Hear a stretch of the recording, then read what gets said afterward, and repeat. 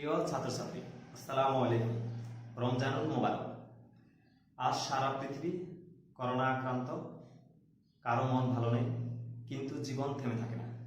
তোমরা ইতিমধ্যে জেনেছ, নোয়াখালী সরকারি কলেজ অনলাইনে পাঠ কার্যক্রম হাতে নিয়েছে। এই একটি মহতী উদ্যোগের অংশ হিসেবে আজ আমি তোমাদের রসায়ন দ্বিতীয় পত্রের প্রথম অধ্যায়ের পরিবেশ রসায়নের গ্যাস টপিকসটি নিয়ে আলোচনা করব। আলোচনার শুরুতে আমরা দেখে নেব পাঠ অনুধাবন। পাঠ অনুধাবনে প্রথম সংজ্ঞা, গ্যাসের সংজ্ঞা। 2, গ্যাসের উপর প্রভাব বিস্তারকারী নিয়ামক সমূহ।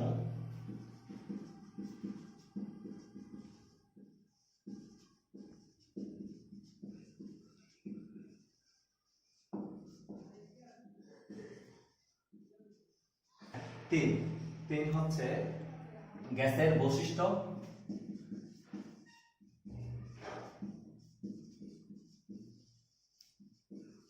4, গ্যাসীয় সূত্রাবলী।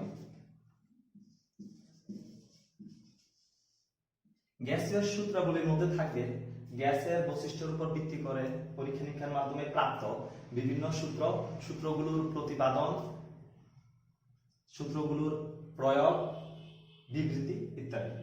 তো আমরা শুরু করি প্রথমে সংজ্ঞা দিয়ে।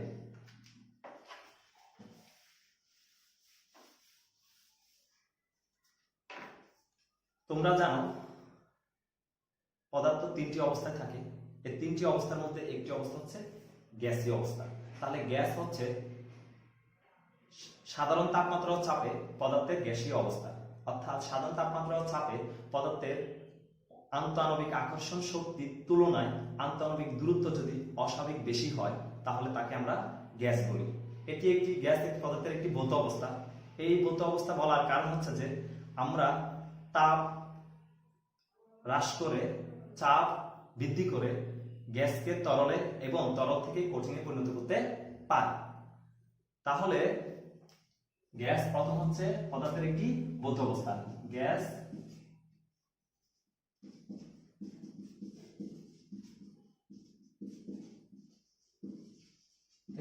একটি ভৌত অবস্থা, যে অবস্থায়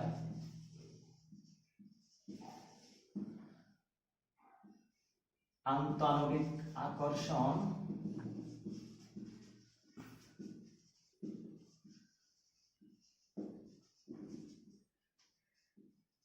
বলের তুলনায় আন্তঃআণবিক দূরত্ব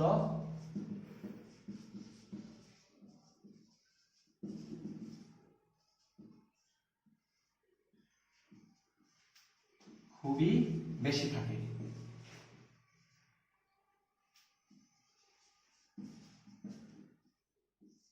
আমাদের ভৌত অবস্থা বলার একটি মৌলিক বিষয় ভৌত অবস্থা এই কারণে যে আমি তাপমাত্রা এবং চাপ ইত্যাদি প্যারামিটার পরিবর্তন করে, নিয়ামক পরিবর্তন করে গ্যাসকে তরল থেকে কঠিন অবস্থায় পরিণত করতে পারি। এখন আমাদেরকে নতুন করে একটি গুরুত্বপূর্ণ তথ্য যা মনে রাখা উচিত সব সময়। গ্যাসীয় পদার্থ সাধারণত ত্রিমাত্রিক অবস্থায় বিদ্যমান থাকে। অর্থাৎ গ্যাসীয় অবস্থাকে সর্বদা ত্রিমাত্রিক হিসাবে বিবেচ্য রাখা হয় বা বিবেচনা করা হয়। তাহলে এই তথ্যটি আমাদেরকে একটু মাথায় রাখতে হবে, যেটা আমরা সচরাচর আলোচনা করি না, যে গ্যাসীয় পদার্থকে ত্রিমাত্রিক অবস্থায় বিবেচনা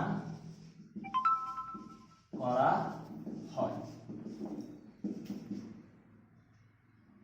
এই হচ্ছে গ্যাসের সংজ্ঞা এবং সংজ্ঞার সাথে আলোচ্য বিষয়গুলো। সাধারণত তোমরা এগুলো ইতিমধ্যে একাধিক সময় পড়াশোনা করছো, জাস্ট তোমাকে স্মরণ করে দেয়া। এখন আমরা আসবো আমাদের পাঠ অনুধাবনের 2 নম্বর বিষয়টি, সেটা হচ্ছে গ্যাসের উপর প্রভাব বিস্তারকারী নিয়ামক সমূহ।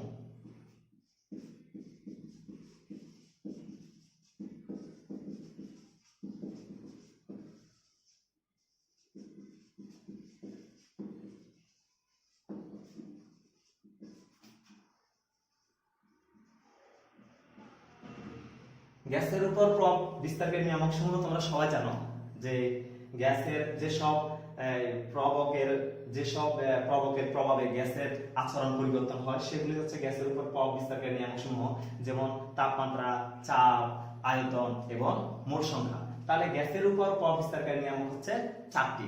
এটা হচ্ছে তাপমাত্রা 1, তাপমাত্রা 2, চাপ 3, আয়তন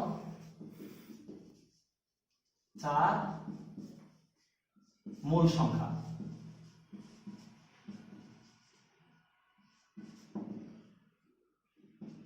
এখন আমরা এই বিষয়গুলো তোমরা ইতিমধ্যে বিভিন্ন সময় পড়াশোনা করেছো, জেনেছো। এই গ্যাস টপিক্সের ক্ষেত্রে আমাদের এখানে এই নিয়ামকগুলো নিয়ে আমরা সংক্ষেপে যে জিনিসটা আমাদের অতীব প্রয়োজন সেই জিনিসটা নিয়ে একটু আলোচনা করব, যাতে আমাদের পাঠ কার্যক্রম পরিচালনাতে সহজ হয়। তো সেক্ষেত্রে প্রথমে আমরা আসি তাপমাত্রা। তোমরা জানো তাপমাত্রা বলতে যে কোনো একটি পদার্থের তাপীয় অবস্থাকে বোঝায়, অর্থাৎ এই বস্তুটি অন্য একটা বস্তুর সংস্পর্শে আসলে সেই তাপ গ্রহণ করবে নাকি বর্জন করবে। তো আমাদের এখানে তাপমাত্রার যে একক, যেমন কেলভিন এবং সেলসিয়াস, এই দুটি একক আমাদের গ্যাস সংশ্লিষ্ট গাণিতিক সমস্যাগুলি সমাধানে খুবই ব্যবহৃত হয়। তাহলে আমরা তাপমাত্রা নিয়ে আমাদের শুধু এই আলোচনাটাই থাকবে।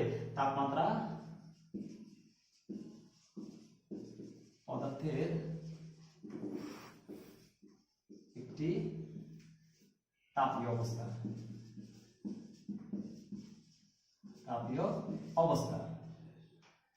সাধারণত তাপমাত্রা একক হচ্ছে সেলসিয়াস এবং কেলভিন, যে দুটি একক আমরা আমাদের গ্যাস সংশ্লিষ্ট সমস্যা সমাধানে ব্যবহার করব। এই জিনিসটা তোমাদেরকে একটু স্মরণ করে দেওয়া, আর কিছু না। তোমরা এই জিনিসগুলো আমার মনে হচ্ছে তোমরা পারবা, জাস্ট স্মরণ করে দেওয়া। তারপর হচ্ছে চাপ। আমরা জানি একক ক্ষেত্রের উপর প্রযুক্ত বলকে চাপ বলে। তো গ্যাসের ক্ষেত্রে যে বল প্রয়োগ করবে সেই বলগুলো কে প্রয়োগ করবে? নিঃসন্দেহ গ্যাসের ক্ষেত্রে বল প্রয়োগ করবে গ্যাসের কণাসমূহ, গ্যাসীয় পদার্থের কণাসমূহ। তাহলে আমরা জানি গ্যাসীয় পদার্থ সাধারণত একটি নির্দিষ্ট আবদ্ধ পাত্রে অবস্থান করে, এবং যে পাত্রে অবস্থান করে সেই পাত্রের আকার এবং আকৃতি ধারণ করে। তাহলে আমাদেরকে একটা জিনিস সবসময় মনে রাখতে হবে, আমাদের সাধারণ ব্যক্তি জীবনের অভিজ্ঞতা থেকে আমরা চাপ বলতে বুঝি উপরের পৃষ্ঠে। এখন এখানে আমরা চাপ বলতে বুঝি গ্যাসের চাপের ক্ষেত্রে, গ্যাস যেহেতু একটি পাত্রে অবস্থান করে, মনে করে যে একটি পাত্র, এই পাত্রের মধ্যে কিছু গ্যাস আছে। তাহলে এই পাত্রে যে গ্যাসগুলো আছে এই গ্যাসগুলো অনবরত ছোটাছুটি করবে। ছোটাছুটির এক পর্যায়ে তারা এই পাত্রের দেয়ালে ধাক্কা দিবে, আঘাত করবে। এই ধাক্কাটাই হচ্ছে পাত্রের নির্দিষ্ট ক্ষেত্রগুলোর উপর প্রযুক্ত বল, অর্থাৎ চাপ। মনে রাখবে গ্যাসীয় পদার্থের ক্ষেত্রে গ্যাসের চাপটা কাজ করবে পাত্রের দেয়ালের উপর ভেতর থেকে, আর পাত্রের বা আধারের উপরের পৃষ্ঠে দুটি পৃষ্ঠ, যে কোনো আধারের দুটি পৃষ্ঠ, একটা হচ্ছে আবদ্ধ আধার বা পাত্র, তার দুটি পৃষ্ঠ, একটা হচ্ছে উপরের পৃষ্ঠ আর একটা হচ্ছে নিচের পৃষ্ঠ। তাহলে উপরের পৃষ্ঠ যে বলটা আসবে এটা হচ্ছে বায়ুমণ্ডলীয় বল,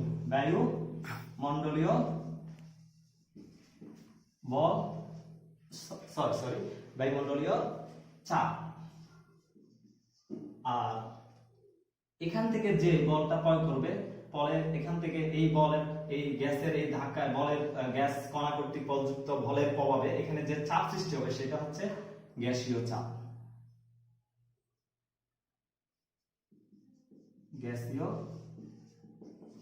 তাহলে আমরা একটা জিনিস ক্লিয়ার করলাম যে গ্যাসের চাপ বলতে গ্যাসীয় পদার্থের চাপ হবে পাত্রের ভেতরে যে গ্যাসীয় কণাগুলো আছে তাদের প্রদত্ত চাপ, আর গ্যাসের পাত্রের বাইরের পৃষ্ঠে যে চাপটা আসবে সেটা হচ্ছে বায়ুমণ্ডলীয় চাপ। এখন আমাদেরকে একটা জিনিস খুব মনোযোগ সহকারে মনে রাখতে হবে যে চাপের একক, কারণ আমরা যখন গাণিতিক সমস্যাগুলো সমাধান করব পর্যায়ক্রমে, তখন এখানে চাপের এককগুলোকে পারস্পরিক রূপান্তর করতে হয়, চাপের এককগুলো মনে রাখতে হয়। গ্যাসের যে চাপগুলো আমরা সাধারণত ব্যবহার করি সেটা হচ্ছে একটা হচ্ছে অ্যাটমসফিয়ার একক আর একটি হচ্ছে প্যাসকেল একক। এছাড়াও বার এবং টর বিভিন্ন একক বিভিন্ন ক্ষেত্রে ব্যবহার করা হয়। তা আমরা যে সচরাচর ব্যবহার করি অ্যাটমসফিয়ার একক, 1 অ্যাটমসফিয়ার একক ইকুয়াল টু হচ্ছে 760 মিলিমিটার পারদ চাপ। আর এই পারদ চাপ 760 মিলিমিটার পারদ চাপ ইকুয়াল টু হচ্ছে 76 সেন্টিমিটার পারদ চাপ। 76 সেন্টিমিটার পারদ চাপ ইকুয়াল টু হচ্ছে 101.325 কিলো প্যাসকেল। তো আমরা এই যে সম্পর্কটা আমাদেরকে খুব মনোযোগ সহকারে, খুব যত্ন সহকারে মনে রাখতে হবে। কারণ আমরা যখন অ্যাটমসফিয়ার একক দিবে আমাকে সেন্টিমিটার একক বের করতে বলবে, তাহলে এই সম্পর্কের ভিত্তিতে আমরা পারস্পরিক রূপান্তরটা করব। একটা জিনিস মনে রাখবা, এই 101 অ্যাটমসফিয়ার ইকুয়াল টু, তাহলে আমরা পাই 1 অ্যাটমসফিয়ার ইকুয়াল টু হচ্ছে 101.325 কিলো প্যাসকেল, অথবা 101.325 ইনটু 10 ইনভার্স 10 পাওয়ার 3 প্যাসকেল। এই প্যাসকেল ইকুয়াল টু আসতে পারে 101.325 ইনটু 10 পাওয়ার 3 নিউটন পার মিটার স্কয়ার। তাহলে আমরা যে newton per metre square equal to pascal, সংক্ষিপ্ত রূপ প্যাসকেল। তো এই বিষয়গুলো একটু তোমরা মনে রাখবে, যাতে এই গাণিতিক সমস্যার সমাধানে কোনো প্রকার হেজিটেশনে তোমরা না পড়ো। আমি আশা করি তোমরা সেটা বুঝেই ফেলেছো। তোমরা খুব ভালো স্টুডেন্ট সব দিক দিয়ে।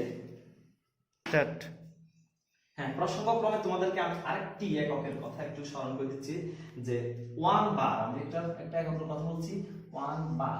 এই বার ইকুয়াল টু হচ্ছে 10 পাওয়ার 5 প্যাসকেল। এটা মনে রাখবা, কেন অনেক সময় তোমরা আশা করি ইনশাআল্লাহ ভালো ভালো ইউনিভার্সিটিতে ভর্তি হবা, আমাদের নোয়াখালী সরকারি কলেজের সুনাম ছড়িয়ে দিবা। সেক্ষেত্রে অনেক সময় তোমাদেরকে এই বার এককে বার একক দেওয়া হয়। তো তুমি অঙ্কটা তো প্যাসকেলে অভ্যস্ত বা অ্যাটমসফিয়ারে অভ্যস্ত, সেন্টিমিটার পারদ চাপ অভ্যস্ত, তাহলে তুমি তখন এইভাবে একটু চেঞ্জ করে নিবা। হ্যাঁ, এবার আসো আমরা আয়তন নিয়ে আলোচনা করব। একদম সহজ জিনিস নিয়ে পড়াশোনা করছি, তাই না? এই সহজ জিনিসগুলো কিন্তু আমাদেরকে গুরুত্বপূর্ণ তথ্যের যোগান দেয় এবং গুরুত্বপূর্ণ সময় এটা আমাদের কাজে লাগে। এখন আমরা আসবো আয়তন। হচ্ছে আয়তন। হ্যাঁ, আয়তন তোমরা জানো, গ্যাসীয় পদার্থ যে পাত্রে বা যে আধারে রাখা হয় সেই পাত্র বা আধানের সমস্ত আয়তনে দখল করে। তাহলে আমরা গ্যাসীয় পদার্থের আয়তন পরিমাপ করার জন্য আরো আগেই বলেছিলাম যে গ্যাসীয় পদার্থ হচ্ছে ত্রিমাত্রিক অবস্থা বিবেচনা করা হয়। তাহলে আমরা এখানে কখনো মিটার স্কয়ার হিসাব করতে পারবো না। আমরা এখানে হিসাব করলে ঘনমিটার অথবা সেন্টিমিটার কিউব সেন্টিমিটার অথবা কিউব ডেসিমিটার অথবা লিটার হিসাব করব। তাহলে গ্যাসীয় পদার্থের আয়তন হিসাব করার সময় সাধারণত যে এককটা ব্যবহার করা হয় সেগুলো হচ্ছে সেন্টিমিটার কিউব, লিটার, মিলিলিটার, তারপর হচ্ছে এখানে আমরা লিখতে পারি ঘনমিটার ইত্যাদি। তাহলে এদের মধ্যে যে পারস্পরিক সম্পর্ক, এই সম্পর্কটা তোমাদেরকে একটু যত্ন সহকারে মনে রাখতে হবে। যেমন আমরা জানি যে 1 লিটার ইকুয়াল টু হচ্ছে, এখানে একটা একক খুব সুন্দর মনোযোগ সহকারে লিখি, 1 লিটার ইকুয়াল টু হচ্ছে 1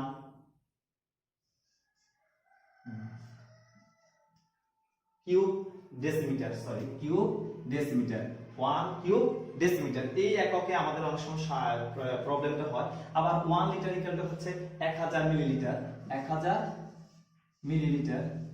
আবার আমরা জানি 1 মিলিলিটার ইকুয়াল টু হচ্ছে 1 সেন্টিমিটার কিউব বা কিউব সেন্টিমিটার। তাহলে 1000 মিলিলিটার ইকুয়াল টু হবে 1000 সেন্টিমিটার কিউব। এটাকে আমরা বলবো 1000 সিসি, 1000 সিসি। আবার এই 1000 সিসি ইকুয়াল টু হবে আমাদের কত, 10 ইনভার্স 3 ঘন মিটার, 10 ইনভার্স 3 ঘনমিটার। তাহলে এই যে এককটা আমরা এখানে লিখলাম, এখান থেকে শুরু করে এই জিনিসটা তোমরা একটু নোট করে মনোযোগ সহকারে রেখে দিবা।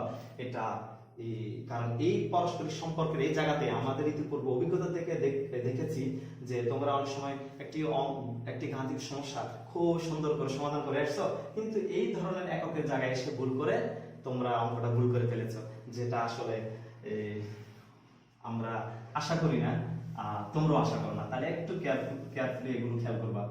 এরপরে আমরা আরেকটি প্রভাবক নিয়ে আলোচনা করব, চতুর্থ প্রভাবক নিয়ামক। চতুর্থ নিয়ামক এখানে হচ্ছে মূল সংখ্যা। আমরা বলেছিলাম মূল সংখ্যা।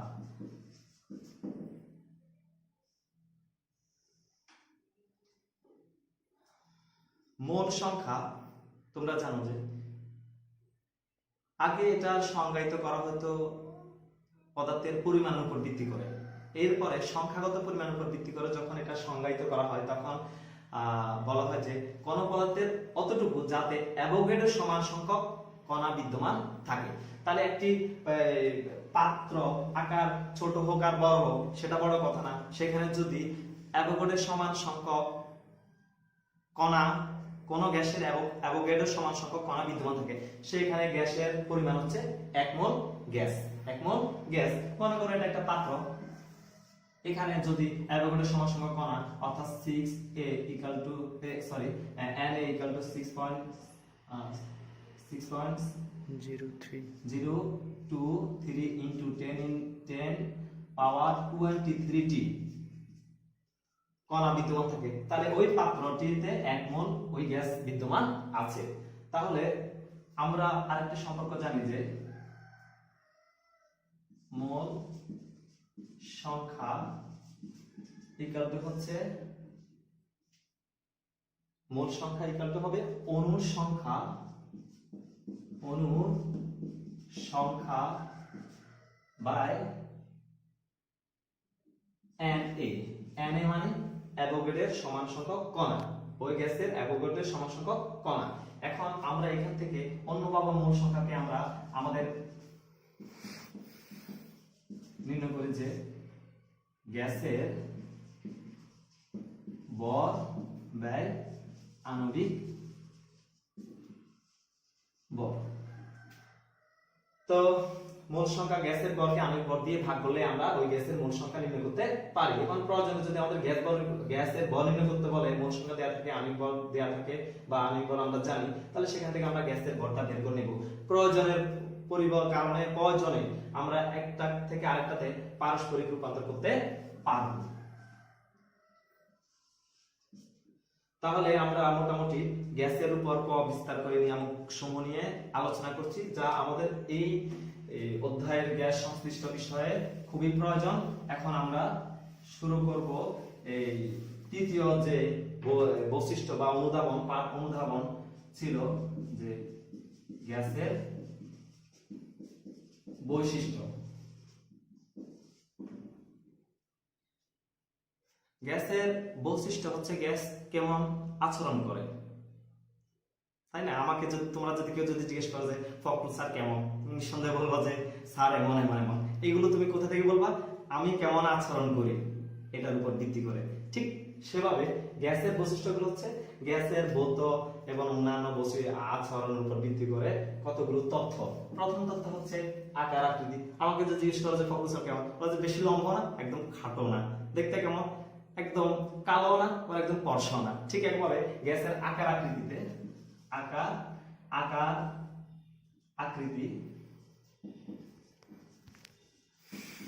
আকৃতির ক্ষেত্রে ফখরুল স্যার থেকে সম্পূর্ণ ভিন্ন। গ্যাসের কোনো নির্দিষ্ট আকার কিংবা আকৃতি নেই।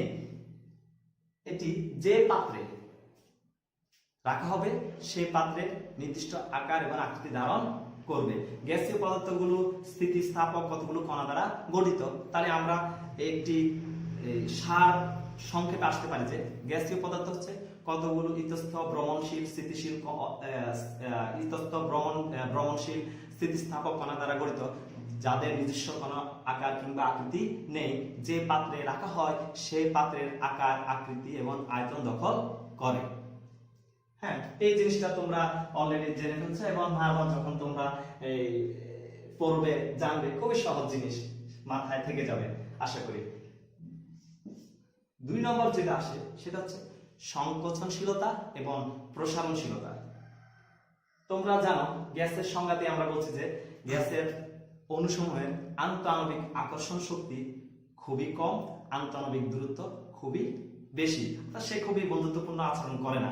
তো এই আন্তঃআণবিক আকর্ষণ শক্তি খুবই কম এবং আন্তঃআণবিক দূরত্ব খুবই বেশি হওয়ার কারণে তাদের সংকোচনশীলতা যেমন খুবই বেশি, প্রসারণশীলতা খুবই বেশি। অর্থাৎ তুমি সহজে গ্যাস যে পাতে রাখা হবে পুরো পাতা দখল করবে, কারণ যেহেতু কোনো আন্তঃআণবিক আকর্ষণ শক্তি খুবই নগণ্য, আবার আন্তঃআণবিক দূরত্ব খুব বেশি হওয়ার কারণে সেখানে অনেক ফাঁকা থাকে, সুনির্দিষ্ট চাপ প্রয়োগ করলে সেটি আবার কাছাকাছি চলে আসে, অর্থাৎ সংকোচনশীল হয়। তো এটা হচ্ছে সংকোচনশীলতা।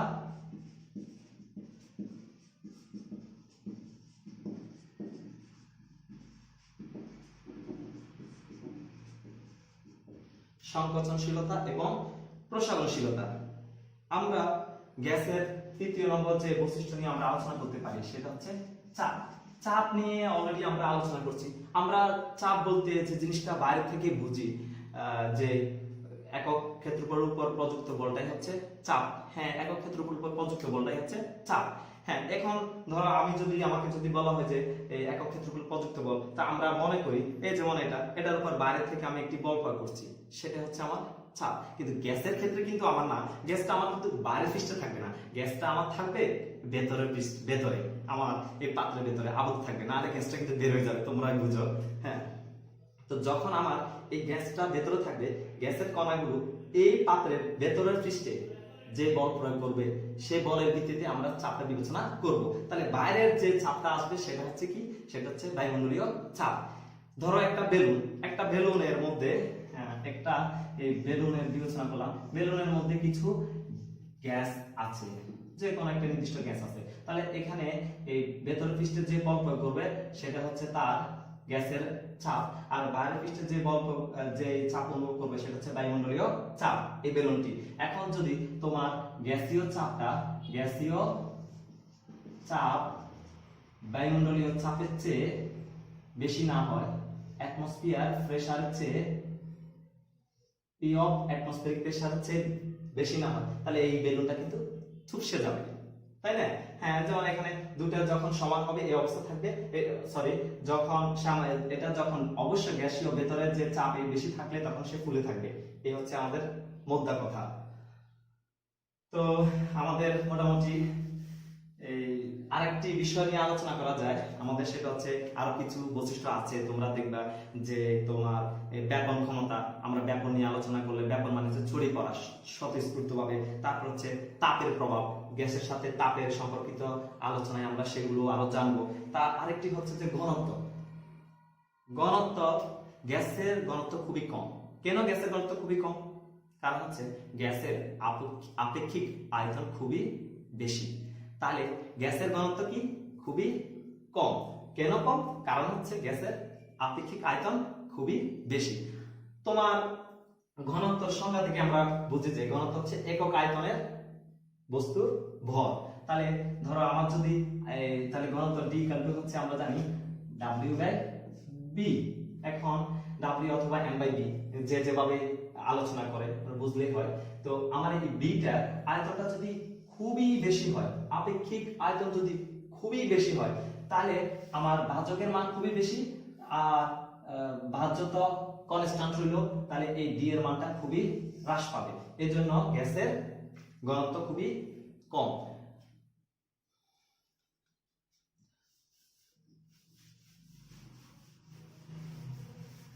তো আমরা যে পাঠ অনুধাবনের 3টা বিষয় মোটামুটি আলোচনা করে ফেলেছি। একটা হচ্ছে গ্যাসের সংজ্ঞা, একটি হচ্ছে গ্যাসের উপর প্রভাব বিস্তার করে নিয়ামক সমূহ, আর একটা হচ্ছে গ্যাসের বৈশিষ্ট্য। গ্যাসের বৈশিষ্ট্য তোমরা আরো যখন গ্যাস নিয়ে আরো আলোচনা করব, আমরা যখন প্রত্যেকটা সংশ্লিষ্ট সূত্রগুলো নিয়ে আলোচনা করব, সূত্রগুলো আলোচনা করলে যদি তোমাদেরকে আমি একটা পাঠ দিই, যে হোমওয়ার্ক দিই, অথবা তোমাদেরকে যদি জিজ্ঞেস করি যে গ্যাস সম্পর্কে বলো, তখন তোমরা এই সূত্রগুলো থেকে সারসংক্ষেপ বের করে আমার থেকেও চমৎকার করে সাজিয়ে নিতে পারবা যে গ্যাসের বৈশিষ্ট্য। এখন আমরা আসবো গ্যাসের সূত্রসমূহ। গ্যাসীয়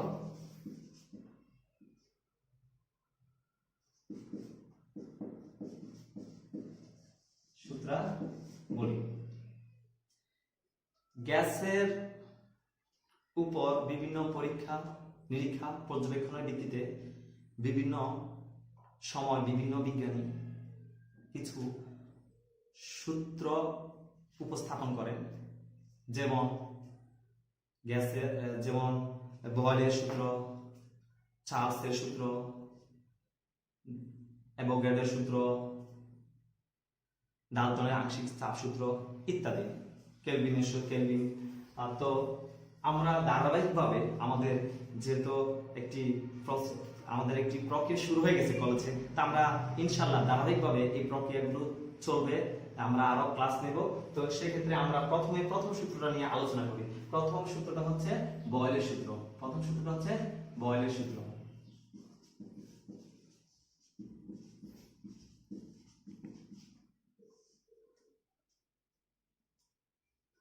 স্থির তাপমাত্রায় নির্দিষ্ট বলের কোনো গ্যাসের উপর চাপ প্রয়োগ করলে তার আয়তনের কিরূপ পরিবর্তন হয়, এই সম্পর্কিত আলোচনাটাই হচ্ছে বয়েলের সূত্রের মূল কথা।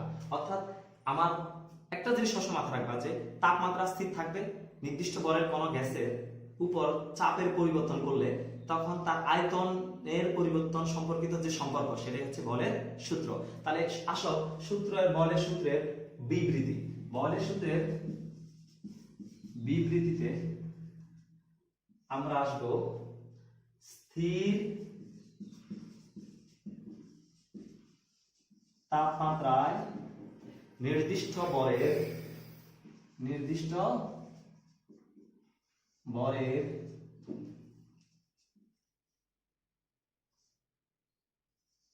কোন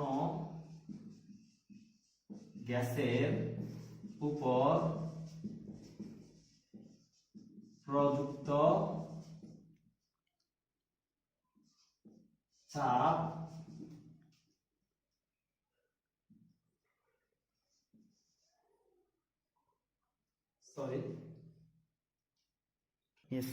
আমরা বিবৃতিতে আসি। তাহলে আমরা প্রথমে লিখি বিবৃতি।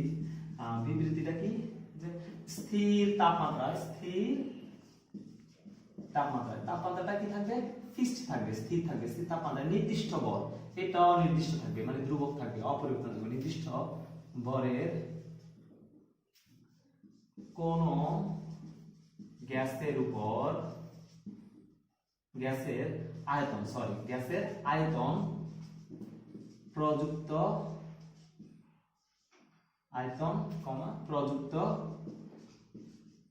চাপের ব্যস্তানুপাতিক। তাহলে আমাদের বিবৃতিটা হচ্ছে স্থির তাপমাত্রায় নির্দিষ্ট বলের কোন গ্যাসের আয়তন প্রযুক্ত চাপের ব্যস্তানুপাতিক। তোমরা তো জানো ব্যস্তানুপাতিক মানে হচ্ছে বিপরীত অনুপাত। বিপরীত অনুপাত অনেকটা যে ছেলে পেলেদেরকে বাপ মায়ের শাসন মতো, যদি একটু শাসন কম করে বেশি এলোমেলো থাকে, আবার একটু শাসন বেশি করে অনেক সময় আইনের দিকে নিয়ম কানুন অনুসরণ করে। এর জন্য ক্লাসে আমরা মাঝে মাঝে তোমাদেরকে একটু শাসন করি আর কি, বুঝছো? তো বিবৃতি হচ্ছে স্থির তাপমাত্রা নির্দিষ্ট করে কোন গ্যাসের আয়তন প্রযুক্ত চাপের ব্যস্তানুপাতিক। অর্থাৎ আমি যদি প্রযুক্ত চাপটা বাড়াই তাহলে আয়তন কমবে, আর প্রযুক্ত চাপ কমালে আয়তন বাড়বে। তাহলে এই ব্যাখ্যাটা হচ্ছে কি, ব্যাখ্যাটা হচ্ছে তাপমাত্রা যখন স্থির থাকবে নির্দিষ্ট করে কোন গ্যাসের ক্ষেত্রে চাপ বাড়ালে আয়তন কমবে, চাপ কমালে আয়তন বাড়বে। জাস্ট এই মৌলিক বিষয়টা, চাপ বাড়ালে আয়তন কমবে, চাপ কমালে আয়তন বাড়বে। তোমরা এই বুঝছো। এখন আমরা একটু গাণিতিক ব্যাখ্যাতে যাবো, বুঝছো?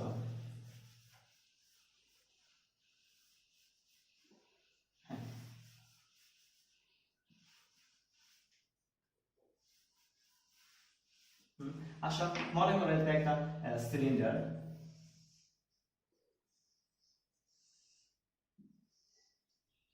তা এখানে আমার এটা হচ্ছে 1 লিটার,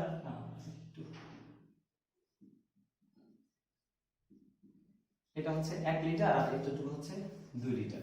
তাহলে আমি এখানে একটা পিস্টন রয়েছে, তাহলে এখানে একটা নির্দিষ্ট পরিমাণ অপরিবর্তনীয় ভরে বা অনুসংখ্যার গ্যাস এখানে আবদ্ধ রয়েছে। আমি যখন এখানে একটা নির্দিষ্ট চাপে আছে, যখন আমি চাপটাকে বাড়িয়ে পিস্টনটাকে এখানে একটা পিস্টন কল্পনা করো, এই পিস্টন এখানে পিস্টন, এই পিস্টন আমি যখন চাপকে বাড়িয়ে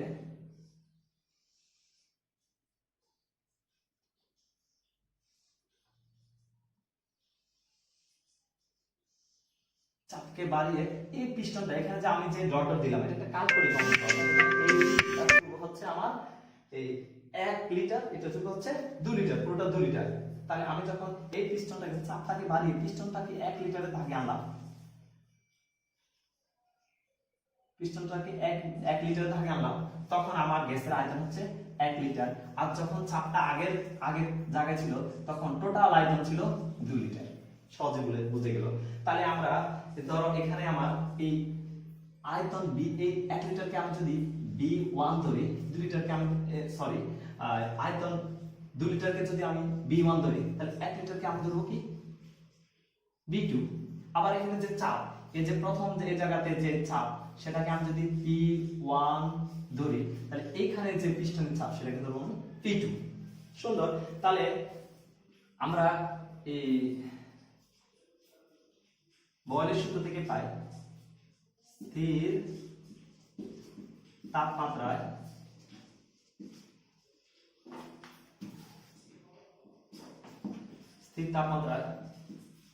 কোন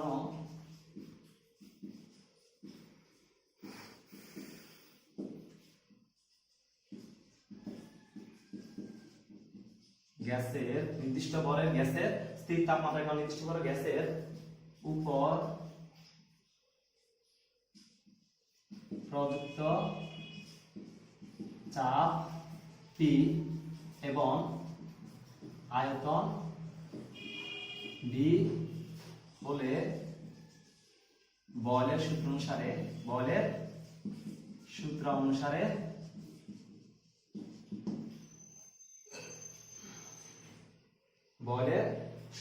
আমরা কি পাবো?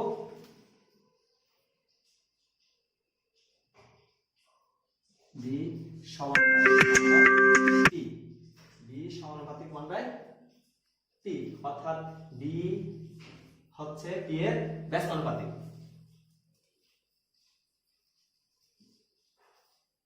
তাহলে আমরা জানি এই যে সমানুপাতিক চিহ্নটি তোলার জন্য আমাদেরকে একটি কনস্ট্যান্ট গুণ করতে হয়। তাহলে আমরা লিখলাম B = K × 1/P। তাহলে আমরা এখানে সাধারণ গুণ PB হচ্ছে K। এখানে K একটি সমানুপাতিক ধ্রুবক, যাকে বলা হয় সাধারণত বয়লের ধ্রুবক। K একটি বয়লের ধ্রুবক। K হচ্ছে বয়লের ধ্রুবক। তো এটা হচ্ছে বয়লের সূত্রের গাণিতিক ফর্মুলা। এটা হচ্ছে গাণিতিক ফর্মুলা। তোমরা এই জিনিসটা জানো। এখন আমরা এই সম্পর্কটা নিয়ে একটু আলোচনা করব। এটা একটু মুছি।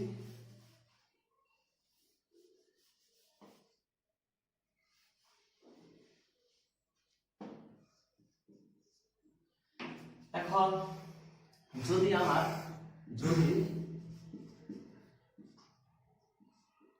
চাপ P1 হতে P2 হলে আয়তনের পরিবর্তন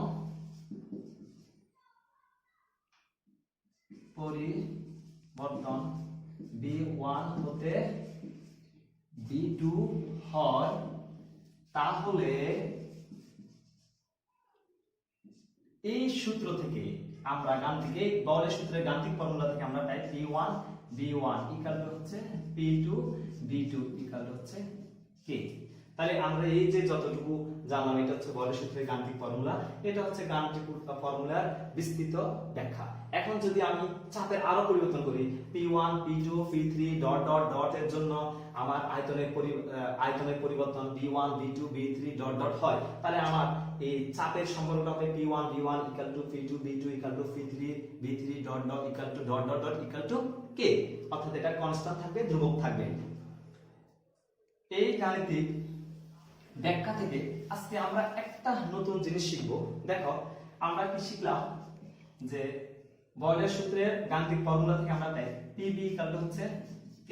তোমরা জানো P মানে হচ্ছে চাপ আর B মানে হচ্ছে আয়তন ইকুয়াল টু হচ্ছে K, K একটি ধ্রুবক। তাহলে চাপ মানে হচ্ছে বল বাই ক্ষেত্রফল, আয়তন ইকুয়াল টু হচ্ছে ক্ষেত্রফল ইনটু সরণ, মনে করো বা দৈর্ঘ্য যে কোনো একটা ধরতে পারো, ইকুয়াল টু K। তাহলে আমার কি আসে বল ইনটু সরণ ইকুয়াল টু হচ্ছে K। তাহলে বল ইনটু সরণ ইকুয়াল টু হচ্ছে কাজ, এটা তোমরা জানো, কাজ ইকুয়াল টু হচ্ছে বলের ধ্রুবক। তাহলে দেখো স্টুডেন্ট, তাহলে আমরা এখানে যদি বলা হয় বলের ধ্রুবক থেকে তুমি কি ধরনের গাণিতিক অভিজ্ঞতা অর্জন করবা বা কি ধরনের অনুধাবন লাভ করবা, সেই জিনিসটা হচ্ছে যে তুমি যদি চাপ প্রয়োগ করো তাহলে আয়তনের পরিবর্তন হবে, তাহলে চাপ প্রয়োগের ফলে আয়তনের পরিবর্তন জনিত যে কাজ পাবা সেটা হচ্ছে বলের ধ্রুবক। তাহলে চাপ পরিবর্তনের ফলে গ্যাসীয় পদার্থের উপর নির্দিষ্ট তাপমাত্রায় চাপ পরিবর্তনের ফলে আয়তন পরিবর্তন জনিত যে কাজটা পাওয়া যাবে সেটা হচ্ছে বলের ধ্রুবক। এই জিনিসটা তোমরা নিজেদের মতো করে সাজিয়ে নিতে পারবা যে কি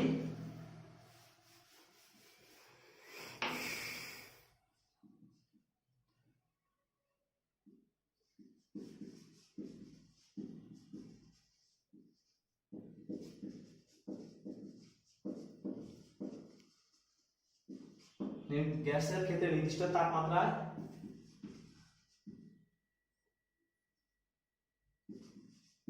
প্রযুক্ত বলের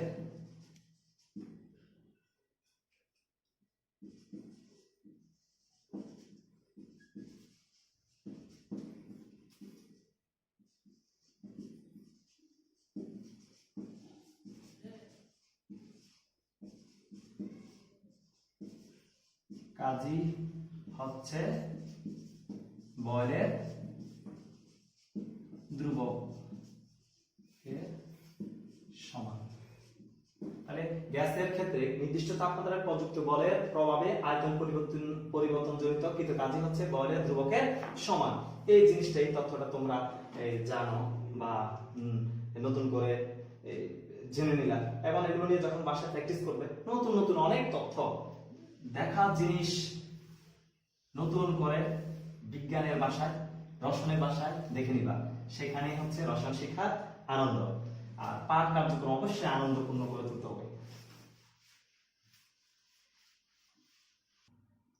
এখন আমরা এই যখন গ্যাসীয় সূত্রগুলোতে আসবো তখন আমাদের এখানে যে কোনো একটা সূত্র যখন আমরা একটা বিবৃতি দিব, সে বিবৃতি হচ্ছে যিনি সূত্র পরীক্ষা নিরীক্ষার মাধ্যমে বের করেন বা প্রতিপাদন করেন তার লিখিত একটি রূপ। এরপরে আমরা একটা গাণিতিক ফর্মুলা দিই, এই গাণিতিক ফর্মুলার পরে এটাকে জাস্টিফাই করা হয় গ্রাফিক্যাল রিপ্রেজেন্টেশনের মাধ্যমে। এখন আমরা বয়েলের সূত্রে যদি গ্রাফিক্যাল রিপ্রেজেন্টেশন করি তাহলে আমরা কি পাই? দেখো বয়েলের সূত্রে গাণিতিক ফর্মুলা হচ্ছে PB ইকুয়াল হচ্ছে K, অথবা B সমান PB ইকুয়াল টু K, অথবা B সমানুপাতিক 1/P, সরি হ্যাঁ ইয়েস এটা হতে পারে, অথবা এই B ইকুয়াল টু হচ্ছে k ইনটু 1/p। হ্যাঁ, এখন এই সম্পর্কগুলো যখন আমরা গাণিতিক রিপ্রেজেন্টেশন দেব, দেখো গ্রাফিক্যাল ওয়েতে, তখন আমাদের ধরো আমরা এখানে প্রথম হচ্ছে এই জিনিসটা থেকে আসি যে b সমানুপাতিক 1/p। b সমানুপাতিক 1/p যখন আসবে, দেখো b এর মান যখন পরিবর্তন হবে, b এর মান যখন পরিবর্তন হবে তখন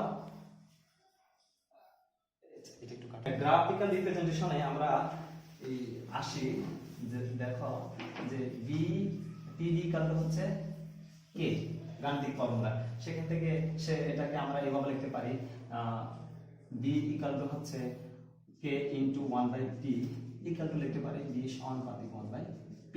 ওকে, এখন আমরা যখন এই প্রথম ইয়েতে আসি যে b বনাম p এর লেখচিত্র, b বনাম p লেখচিত্র বললে দেখো আমি যখন চাপ বাড়াবো তখন আয়তন কমবে, আবার যখন চাপ কমাবো তখন আয়তন বাড়বে।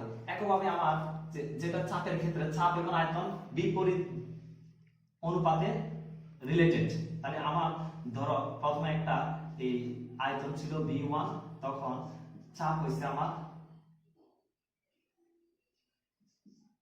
p1, আয়তন হয়ে গেল আমার চাপ p2, আয়তন হয়ে গেল বেড়ে গেল আয়তন b2, চাপ কমে হয়ে গেল p3, আয়তন হয়ে গেল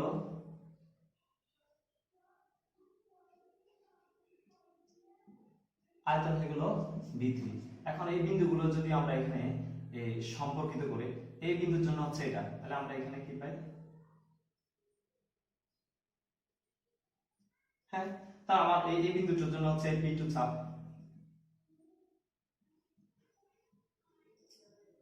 আমার এই p3 এর জন্য আমি পাই এই। এখন যদি আমি এখানে সম্পর্ক করি, বিন্দুগুলো শীর্ষবিন্দুগুলো যোগ করি, এই মোটামুটি এরকম একটি গ্রাফ পাবো। দেখো তোমরা দেখে বুঝতেছো যে আমি যখন b বনাম p লেখচিত্র আঁকবো তখন এইরকম একটি গ্রাফ পাবো, যে গ্রাফটি আকৃতি হচ্ছে অধিবৃত্ত আকার, অধিবৃত্ত আকার। তোমাকে তাহলে এখানে আমরা এই b বনাম p যে লেখচিত্রগুলো পাবো সেই লেখচিত্রগুলো হবে অধিবৃত্ত আকার। এখন দেখো এই অধিবৃত্ত আকার, এখানে আমার কিন্তু একটা জিনিস সর্বদা মাথায় রাখতে হবে যে আমার এখানে তাপমাত্রাটা স্থির, এটা একটি স্থির তাপমাত্রার গ্রাফ, স্থির তাপমাত্রার গ্রাফ। এখন তাপমাত্রা ধরো তাপমাত্রা আমি 30 ডিগ্রি সেলসিয়াস তাপমাত্রায় এই পরীক্ষাটা করলাম, এটা 30 ডিগ্রি সেলসিয়াস তাপমাত্রা করলাম। এখন আমি যদি তাপমাত্রাটাকে ফিক্সড রেখে চাপ পরিবর্তন করি, তখন P1 P2 P3 চাপের জন্য B1 B2 B3 আয়তন আসবে, তখন আমি এই গ্রাফিক্যাল রিপ্রেজেন্টেশনটা পাবো। ঠিক একই ভাবে যখন আমি তাপমাত্রাটাকে আরেকটু চেঞ্জ করব, মনে করো 40 ডিগ্রি সেলসিয়াস করলাম, তখন এখানে 40 ডিগ্রি সেলসিয়াসে স্থির রাখবো, 40 ডিগ্রি সেলসিয়াসে স্থির রাখবো, তখন এরকম আরেকটি গ্রাফিক্যাল রিপ্রেজেন্টেশন আমি পাবো। একইভাবে আমি যখন তাপমাত্রাকে আরো পরিবর্তন করব, মনে করো আমি এটাকে 50 ডিগ্রি সেলসিয়াস নিলাম, তখন এখানে আরেকটি গ্রাফিক্যাল রিপ্রেজেন্টেশন পাবো। তাহলে ভিন্ন ভিন্ন তাপমাত্রায় পরীক্ষা করলে আমি ভিন্ন ভিন্ন দৈর্ঘ্যের বা এই অধিবৃত্ত আকার দেখো পাবো। তাহলে এটাকে আমি T1 ধরলাম, এখানে T2 ধরলাম, এখানে T3 ধরলাম, তাহলে T1 হচ্ছে T2 বড়, T2 থেকে T3 আরো বড়, এই যে T2 থেকে T1 থেকে T2 বড়, T2 থেকে T3 বড়, এই যে সম্পর্ক, এটা নিয়েও আমরা ফার্দার পরবর্তী ক্লাসে আলোচনা করব। এখন একদম প্রশ্ন থাকলে সে অপেক্ষায় থাকো পরবর্তী ক্লাসের জন্য। আসো আমরা এই b বনাম p এর লেখচিত্র আঁকলাম। এখন আমরা দ্বিতীয় আরেকটি, এখানে একটা বিষয় বলা উচিত যে এখানে আমরা T1 তাপমাত্রায় যখন ফিক্সড রেখে চাপ পরিবর্তন করলাম, তখন আয়তন পরিবর্তনের গ্রাফিক্যাল রিপ্রেজেন্টেশনটা হচ্ছে এই গ্রাফটি। ঠিক একইভাবে T2 তাপমাত্রা স্থির রেখে যখন আমি চাপ পরিবর্তন করলাম, তখন যে আমি গ্রাফটা পাবো সেটা হচ্ছে এই রেখাটি। আবার যখন T3 তাপমাত্রা স্থির রেখে, তাপমাত্রা স্থির রেখে বিভিন্ন চাপ পরিবর্তন করে তার সাপেক্ষে আয়তনের পরিবর্তনের গ্রাফিক্যাল রিপ্রেজেন্টেশন পাবো, তখন সেটা হচ্ছে আমার এই রেখাটি। এখন দেখো সব ক্ষেত্রে কি তাপমাত্রা স্থির, স্থির তাপমাত্রা সব ক্ষেত্রে কি তাপমাত্রা স্থির, স্থির তাপমাত্রায় যে প্রক্রিয়া সম্পূর্ণ হয় তাকে বলা হয় সমুষ্ণ প্রক্রিয়া বা সমতাপীয় প্রক্রিয়া। আর এই প্রক্রিয়ায় যে রেখাগুলো পাওয়া যাবে সেগুলোকে বলা হয় সমষ্ণীয় রেখা, সমষ্ণীয় রেখা বা থার্মাল গ্রাফ, থার্মাল রেখা, আইসোথার্মাল রেখা, আইসোথার্মাল কিন্তু একটু কাটা। স্থির তাপমাত্রায় যে প্রক্রিয়া সম্পূর্ণ হয় সেটাকে বলা হয় সমতাপীয় প্রক্রিয়া। আর সমতাপীয় প্রক্রিয়া তোমরা দেখতে পাচ্ছ এখানে যে আমার T1 T2 T3 রেখায় যে আমার এই গ্রাফগুলো পেলাম, অধিবৃত্তীয় আকারে যে গ্রাফগুলো, এগুলো সবগুলো হচ্ছে সমতাপীয় প্রক্রিয়া। তাহলে সমতাপীয় রেখা প্রক্রিয়ায় যে গ্রাফ রেখাগুলো আমরা পাবো, লেখো রেখাগুলো আমরা পাবো, সেগুলো হচ্ছে সমুষ্ণ রেখা বা সমতাপীয় রেখা বা আইসোথার্ম। কি সমুষ্ণ রেখা, সমতাপীয় রেখা বা সমুষ্ণ রেখা, সমতাপ রেখা অথবা আইসোথার্ম। আইসো মানে সমান আর থার্ম মানে হচ্ছে তাপ। তাহলে যে রেখাগুলো পাবো এগুলো হচ্ছে সমুষ্ণীয় রেখা অথবা সমতাপ রেখা অথবা আইসোথার্ম। এই জিনিসটা খেয়াল করে দেখলাম যে যখন পিবি বনাম বিএ লেখচিত্র আঁকবো তখন পিবি এর মানটা একই হারে বৃদ্ধি পেতে থাকবে, কিন্তু বি এর মানটা পরিবর্তনশীল, বি এর মানটা পরিবর্তনশীল। অনেক সময় এই গ্রাফটা নিয়ে অনেকে আবার এই হেজিটেশনে পড়ে, গ্রাফটা আসলে কি অনেক সময় বুঝতে তার ইয়ে হয়, সেটা একদম ম্যাথমেটিক্যাল নলেজ থেকে আমরা এটাকে ব্যাখ্যা করতে পারবো যে পিবি যেহেতু ধ্রুবক, তাহলে এখানে এই বি সর্বদা একই বিন্দুকে সাপোর্ট করবে। তাহলে বি এর পরিবর্তনের সাথে পিবি এর পরিবর্তনটাও হবে, বি এর পরিবর্তনের সাথে পিবি এর পরিবর্তন হবে একই হারে এবং সেটা বি এর এবং সেটা এক্স অক্ষের সমান্তরাল, এক্স অক্ষের সমান্তরাল। যাক, হ্যাঁ, এখন আমরা আরেকটি লেখচিত্র পাবো, সেটা দেখো, সেটা হচ্ছে অনেক। এখন আমরা তাহলে পরবর্তী যে গ্রাফটা আমরা আঁকতে পারি সেটা হচ্ছে পিবি বনাম পি এর লেখচিত্র। পিবি বনাম পি এর লেখচিত্র আঁকতে গেলে দেখো পিবি ইকুয়াল টু কে, গাণিতিক ফর্মুলাটাকে সে সাপোর্ট করবে। তাহলে আমরা এই একটা জিনিস খেয়াল করো, আমরা আগে যে গ্রাফটা এঁকেছিলাম সেখানে আমরা এক্স অক্ষ বরাবর নিয়েছিলাম বি আর ওয়াই অক্ষ বরাবর নিয়েছিলাম পি। আর এখন যে গ্রাফটা হবে সেই গ্রাফটা একই রকমই, পিবি টা হবে ওয়াই অক্ষ বরাবর আর এক্স অক্ষ বরাবর হবে পি। তাহলে পি এর পরিবর্তনের সাথে পিবি এর পরিবর্তনটা কেমন হবে দেখো। এই ক্ষেত্রে আমরা যদি এক্স অক্ষ বরাবর পি এবং ওয়াই অক্ষ বরাবর পিবি নিয়ে গ্রাফ আঁকি, তাহলে আমরা নির্দিষ্ট তাপমাত্রায় এক্স অক্ষের সমান্তরালে কিছু সরলরেখা পাবো। একটা জিনিস খেয়াল করে দেখো, এখন এই সরলরেখাগুলোর খেয়াল করে দেখো, এখানে y এর মানটা সকল বিন্দুতে y এর মান একই, অর্থাৎ pb এর মান একই। তো pb এর মানটা ধ্রুবক, pb এর মানটা ধ্রুবক। তাহলে কিসের মান পরিবর্তন হচ্ছে? p এর মান। তাহলে p এর মানের পরিবর্তনের সাথে pb এর মানের একটি ধ্রুব মান পাওয়া যায়, আর সেটার গ্রাফিক্যাল রিপ্রেজেন্টেশন হচ্ছে সেটা x অক্ষের সমান্তরাল। এখন আমি যদি তাপমাত্রা তাহলে আমরা কতটুকু ইয়ে করি, এরপর আমাদেরকে আরেকটি গ্রাফ নিয়ে একটু আলোচনা করতে হবে, সেটা হচ্ছে এই গ্রাফটা নিয়ে। এই গ্রাফটা আমাদের কি নিয়ে আলোচনা করবে? এই গ্রাফটা হচ্ছে b equal to k into 1/p। তাহলে আমরা যদি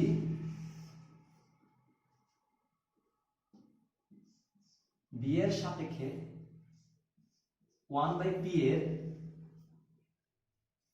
গ্রাফ নেই, তাহলে আমরা কতগুলো দেখো এখান থেকে তুমি ইজিলি হিসাব করতে পারবা। এই যে এই y ইকুয়াল টু mx, এটি হচ্ছে এই সমীকরণটাকে যদি তুমি y ইকুয়াল টু mx সরলরেখার সমীকরণের সাথে তুলনা করো, তাহলে সেটা হবে তুমি কতগুলো মূল বিন্দুগামী সরলরেখা পাবা, যেখানে x হচ্ছে 1/p আর y হচ্ছে b। তাহলে আমরা y ইকুয়াল টু mx সমীকরণ পেলে আমরা কিছু কতগুলো মূল বিন্দুগামী কতগুলো সরলরেখা পাবো।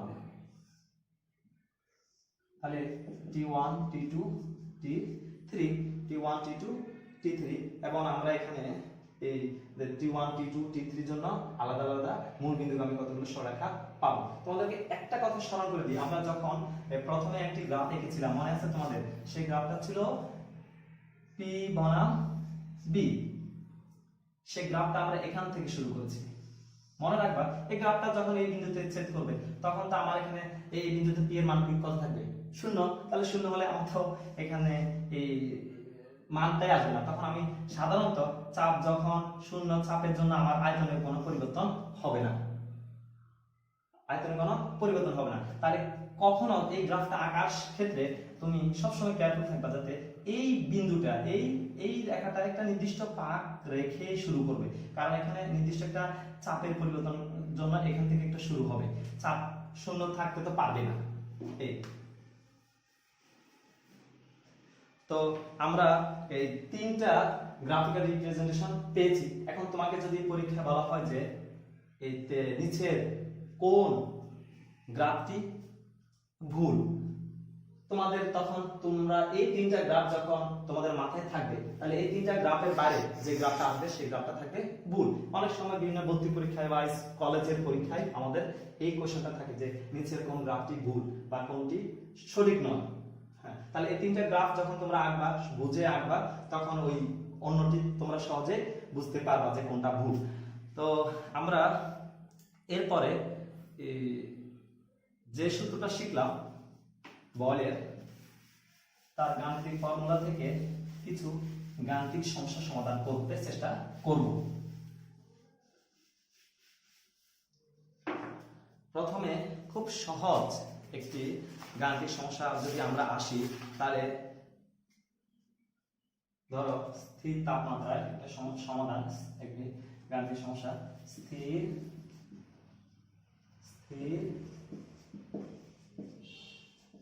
তাপমাত্রায়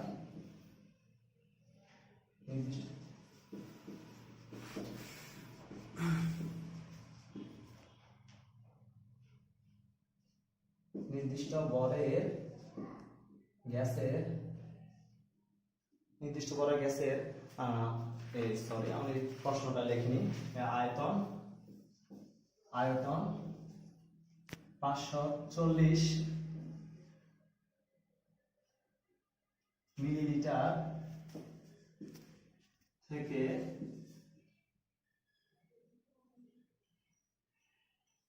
320 মিলিলিটার হলে মিটার করা হলো। প্রাথমিক চাপ 63.3 কিলো প্যাসকেল হলে চূড়ান্ত চাপ কত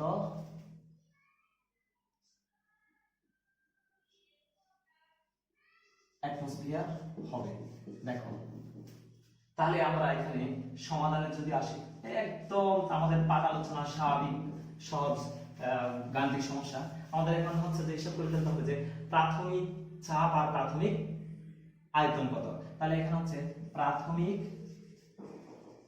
চাপ P1 = 540 ml, প্রাথমিক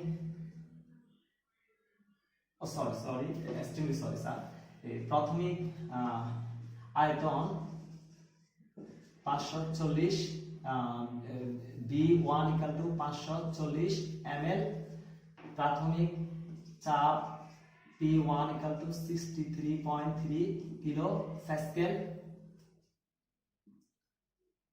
প্রাথমিক চূড়ান্ত আয়তন B2 = হচ্ছে 320 মিলিলিটার, চূড়ান্ত চাপ T2 = what in atmosphere। এখন আমরা কি জানি? আমরা জানি B1 = P2 B2। তাহলে আমার এখানে আমার বের করতে হবে কি P2। এখন আমার P2 = হবে P1 B1 / v2। মনে করো আমার এই মানটা আসছে কত, এই মানটা আমার আসছে সামথিং x কিলো প্যাসকেল। এই x কিলো প্যাসকেলকে যখন আমি 101.325 কিলো প্যাসকেল দিয়ে ভাগ করব তখন আমার অ্যাটমসফিয়ার চলে আসবে। এবার বুঝছো, এই মানে তোমার এখানে তুমি যখন এই উপাত্তগুলো এখানে বসানোর পর তোমার সে মনে করো যে এই x মান আসলো কিলো প্যাসকেল, সেটাকে এখন আমার কিন্তু প্রথমে প্যাসকেল দেওয়া আছে, কিন্তু এরপরে আমার প্রশ্ন চাওয়া হয়েছে অ্যাটমসফিয়ারে। তাহলে আমি প্যাসকেল এবং অ্যাটমসফিয়ারের এককের মধ্যে সম্পর্ক অনুসারে আমি এখানে ভাগ করে অ্যাটমসফিয়ার এককে মানটা পেয়ে যাব। এই ধরনের ছোটখাটো অনেক প্রশ্ন আছে, তোমাদের বিভিন্ন সময় পরীক্ষা আসে বা জানার জন্য প্রয়োগের জন্য খুবই গুরুত্ব, তোমরা একটু শিখে নিবা এটাকে ফলো করে। তারপরে আমরা আরেকটি গাণিতিক সমস্যায় অংশগ্রহণ করি।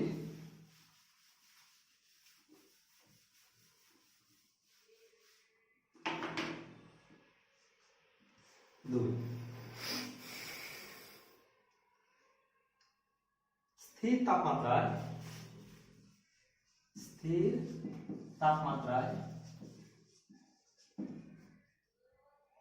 1000 কিলো প্যাসকেল চাপে মার্বেল সহ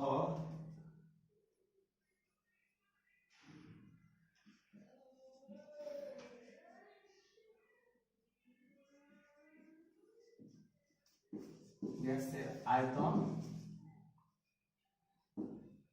120 ঘন সেন্টিমিটার অর্থাৎ সেন্টিমিটার কিউব এবং 1500 কিলো প্যাসকেল চাপে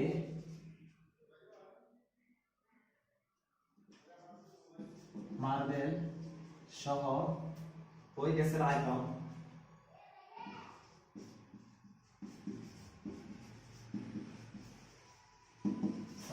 এখানে চাপালে আয়তন কমবে, তাহলে এখানে আমরা 150 দিই আর এখানে হবে আয়তন 120 সেন্টিমিটার কিউব হলে মার্বেলের আয়তন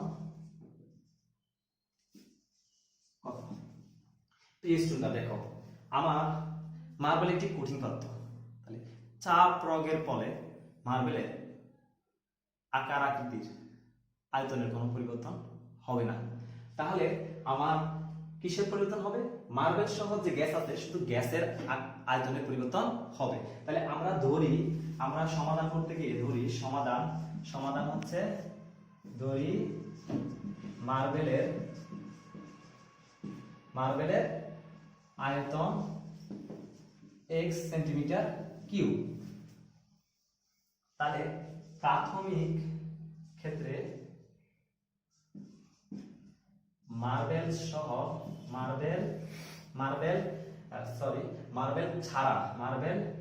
ছাড়া শুধু গ্যাসের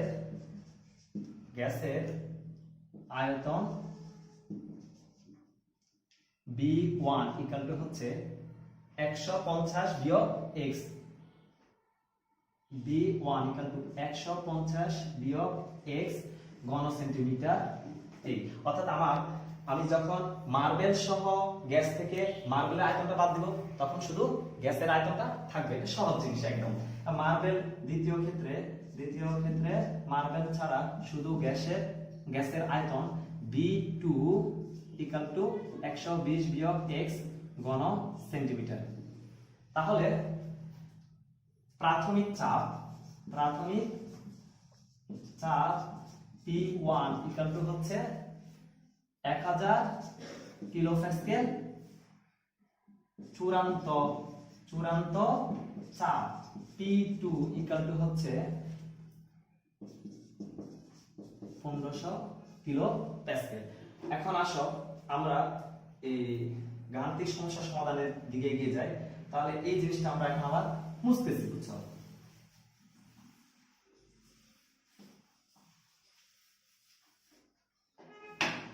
তাহলে আমরা কি পাই? আমরা জানি বা আমরা পাই P1 equal to P2 B2। তাহলে আমরা মানগুলো বসালে কি পাই? আর মানগুলো বসালে পাই 1000 ইন্টু 150 বিয়োগ x ইকুয়াল টু 1500 ইন্টু 120 বিয়োগ x। তাহলে এখানে আমরা যখন এটাকে 500 দিয়ে এটা তোমরা ক্যালকুলেশন করতে পারবে, এটা একদম সহজ ক্যালকুলেশন, জাস্ট আমরা সহজ হিসেবে একটু করে দিচ্ছি। এখানে মুখে মুখে করা যায় তো এই জন্য এখানে 2 ইন্টু 150 বিয়োগ x ইকুয়াল টু 3 ইন্টু 120 বিয়োগ x, অর্থাৎ 500 দিয়ে ভাগ করেছি। এখন গুণ করলে হবে কত? 300 minus 2x equal to 360 minus 3x। এখান থেকে আমরা কি পাই? 2x plus 3x equal to পাই 360 বিয়োগ 300 ইকুয়াল টু হচ্ছে x equal to 60 centimetre cube.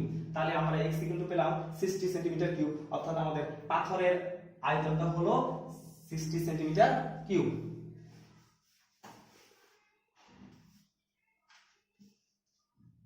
অতএব